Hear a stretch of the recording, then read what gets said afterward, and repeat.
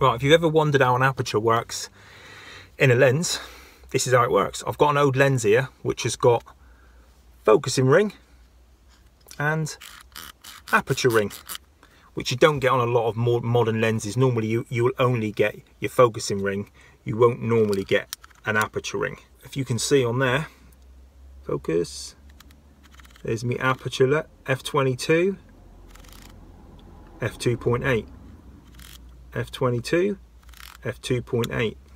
If I turn it round, that's 2.8,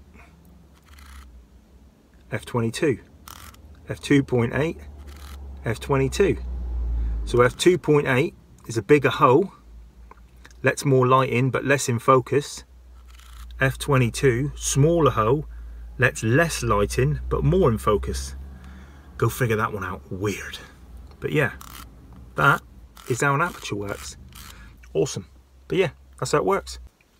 Cool little trick with your live view. If you're out doing a shoot at night, oh, sunlight on my head. If you're out doing a shoot at night and you're using your live view on the back of the screen and you're trying to focus, sometimes signs that are brightly lit, halogen signs or whatever they are, the lights that are really bright, sometimes are a nightmare to focus. You just can't focus because they're really glary. So cool little trick, your depth of field preview button, which hardly anyone uses nowadays.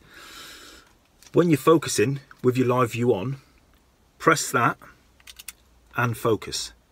It works a treat. It just takes the glare out of the lights. I think I said in one of my earlier videos to get a stuck filter off, stuck UV filter or screw-in filters if you use them. I said get the old marigolds out and use them, works a treat. Well, a friend of mine called Glenn has sent me an email and he reckons that he uses shoelaces, 2 shoelaces, almost turns the shoelace into like a wrench, wraps it round. Another good way of doing it. Cheers, Glenn. Spot on. If you drive the same route every day and you've got the time, stop and take a picture of the same scene every day. Picture a spot where you can put your camera like on a post or on a bench. Take the same picture every day for what, 365 days? Make a cool time lapse, played back at 24 frames a second. Give you about 15 seconds worth of time lapse and you'll get all the seasons. All right, that looked pretty cool. Should do it myself, really. Right, if any of you have wondered what this little dial is here beside the eyepiece, it's got a plus and a minus by it. Focus, focus. That is for focusing this into your eye. If you look through there, half press the trigger button and turn that, you'll see it goes in focus, out of focus, in focus. Now the way to focus your eye to that camera, look through it, half press the trigger button and some numbers will come up inside the viewfinder. And what you want to do is you want to focus this in to those numbers. Don't look through it at a scene and try and focus it.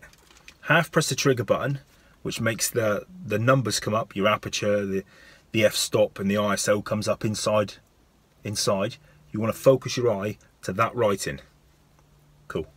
When you're using your big stopper, leave that in the bag until you set everything else up. As soon as you've got your perfect exposure with all your other filters, whatever you want to use, your polarizer, your graduated filters, get the big stopper out, calculate how much longer the shutter speed needs to be, drop the big stopper in, extend the shutter speed, job done. No point in getting it out till you're ready to put it on, because it's an expensive filter, you don't want to break it. Graduated filters, easy to use. Just expose for the foreground, put the grad in, slow the bright sky down. Easy, just worry about the foreground and let the grad slow the sky down. Different strengths for different brightnesses of backgrounds. Don't post your pictures expected likes, because you may not get likes and you may make you unhappy. If you get some likes, it's cool, but don't post them just for likes. Post them because you're sharing your picture and you're giving someone else something nice to look at. That's cool. That's what sharing's all about. Lovely job. I've just got back from 2 weeks in Gran Canaria. Brilliant, loved it. Didn't have to wear socks for 2 weeks. Pretty much wine and beer every day. Gorgeous. I took my camera gear, not expecting to go out. And I popped out one night and I struggled like hell to get a picture. I don't know if it was because of the different environment or because most of my photography, I either head to the coast or I head for rivers or I head for water. But when we went on holiday, we were inland and I didn't have any chance to get near water. Yeah, if ever you're out and you struggle, you're in a different environment and you struggle to get a picture, don't panic, don't stress. It will come in the end. Like in my last video, it was only a short one about Gran Canaria. In the end, I got a lovely shot in the park. But yeah, your mojo will just come in the end. It's just important, and it's just good that you're out and enjoying it and being in the environment. If you're not feeling it, like I said before, you lose your mojo now and again, and you just can't feel it. What I do, I don't know why, it always works for me. I go onto National Geographic YouTube channel. Brilliant. I don't know why, watching other photographers travel around the world taking pictures, me dreaming of what I want to do, but it always gives me a bit of a boot up the bum. Works a treat. National Geographic channel on YouTube. Absolutely brilliant. If you post a picture on Instagram or Facebook and someone's nasty about your picture and it's not constructive criticism, just let it go in there and out there, because it ain't worth listening to. It's only their opinion. It's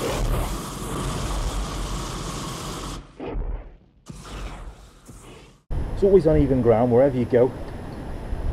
Obviously you find the height of where you want your head of your camera on your tripod before you can get your camera out your bag. That's the height I want it. Lowest one first, let him all the way out, click him back in. And the next one, click, that's touching forward, that's that leg sorted. Keep the head straight. Bottom one first, and the next one, that's that leg. Back one, bottom one first.